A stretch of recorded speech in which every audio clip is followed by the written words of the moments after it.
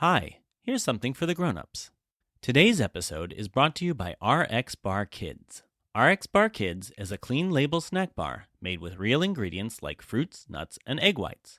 They come in 3 flavors and are perfect as after-school snacks or for munching in the back seat when you're on the go. Find them at Target or go to rxbar.com/alien and enter the promo code ALIEN at checkout. That's rxbar.com/alien and enter ALIEN at checkout. Okay, that's enough for you grown-ups. Here's the show.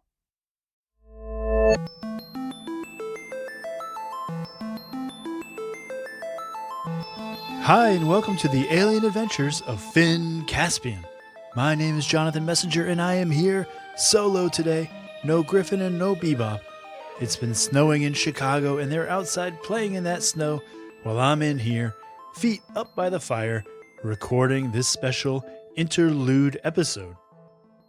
This was inspired by an email I got from listener Jose Luis, who lives in Guadalajara, Mexico, who asked, Jonaham, okay, that's fine, Jose Luis. Jonaham, what's up with the Marlowe? If the adults are gone and Finn and everyone are gone, what are the kids and robots on the space station doing right now? Excellent question, Jose Luis. So I thought we'd take a quick peek at what's happening on the Marlowe, and then we'll be back on Friday with our regular episode. Jonathan? Oh, hey Bebop, you came back inside. What is this? What do you mean? Are you doing an episode without me? No, definitely not. Because it looks a lot like you're doing an episode without me. Well, it's a bonus. It's like an interlude, so it doesn't really count. The listeners will miss my voice, Jonathan. Wait, are those my slippers? Maybe. And are those snowballs in my slippers? Definitely not. Okay, well, let's call it even, Bebop, and let's get on with the show, shall we? If you remember what happened in the last episode, the kids were on their way to a planet where they thought their parents might be. And so on this bonus episode, we're going to listen in to what's happening on the Marlowe through the Marlowe's intercom system in this special interlude episode, Season 3, Episode 10.5, Attention Marlowe Shoppers.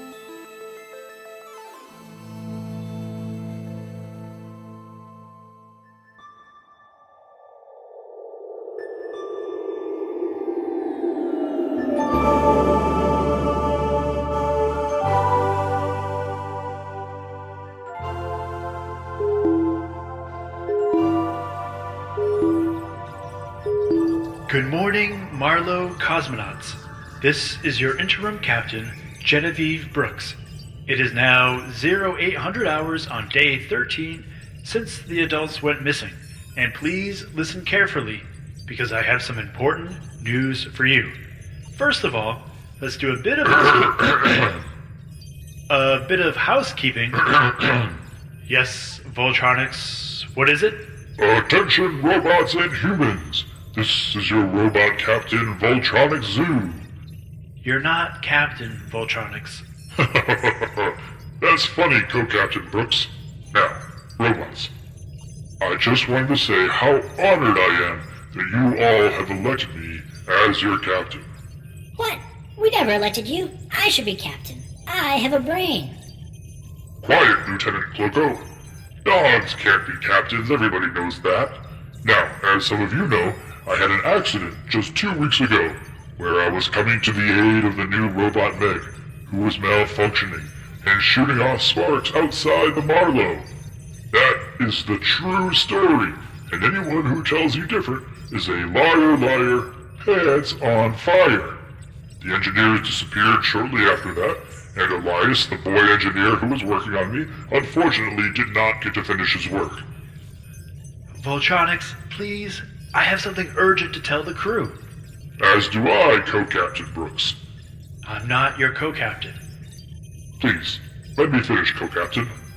So, some of you may have seen me in not my best form, with one arm missing. I'm just going to come right out and say it. Whoever took my arm last night while I was recharging, please return it to the robot room ASAP. Ooh, what does this button do? Cloco! Please, no more interruptions and no more arm stealing. Whoever took it, just return it to the robot room in the next 10 minutes and there will be no questions asked. Actually, I have a question. If you only have one hand, and you can only count on 5 of your fingers, how do you know when 10 minutes have passed? Lieutenant Cloco, this is not the time for jokes. Please, return my hand. I mean it, and I miss it. Co-Captain Brooks, all yours. Thank you, Voltronix, who is not my co-captain. Now, on to today's business.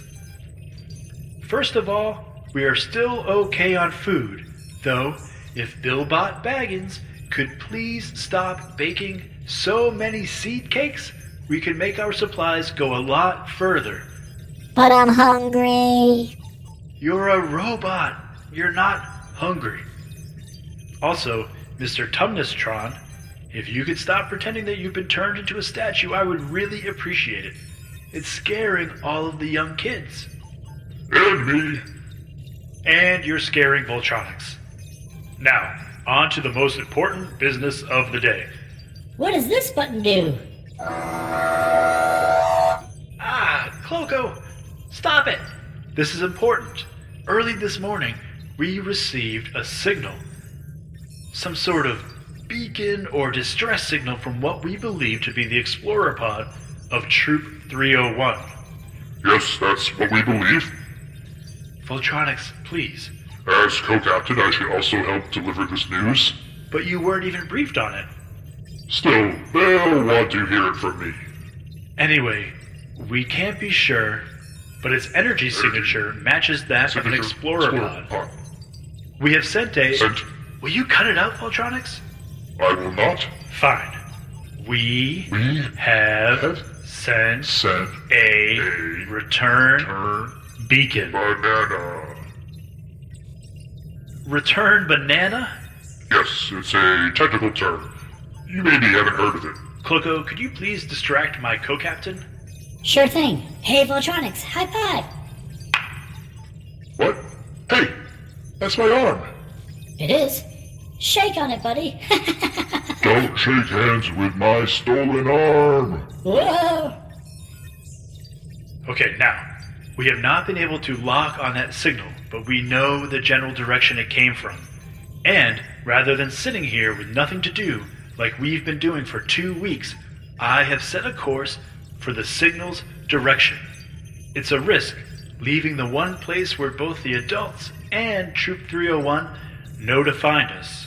But we have to take action. We must do something.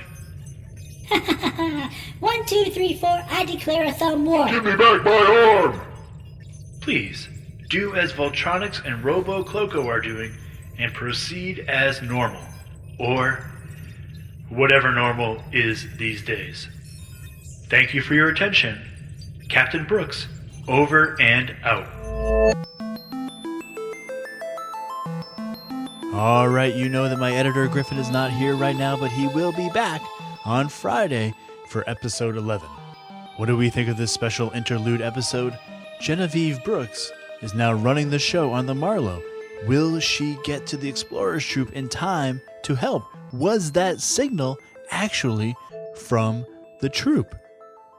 I'm sure we'll get our answers as the season wraps up. In the meantime, I want to say thank you to Lucas from Goshen, Indiana, and Simon from Chicago for their Sound Club submissions.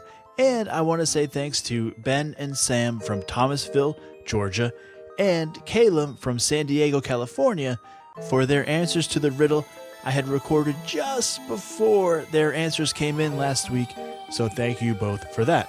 And we will thank all of our artists and contributors and Sound Club members on Friday's episode. But that's it for today. So thank you so much for listening, and we will see you on Friday.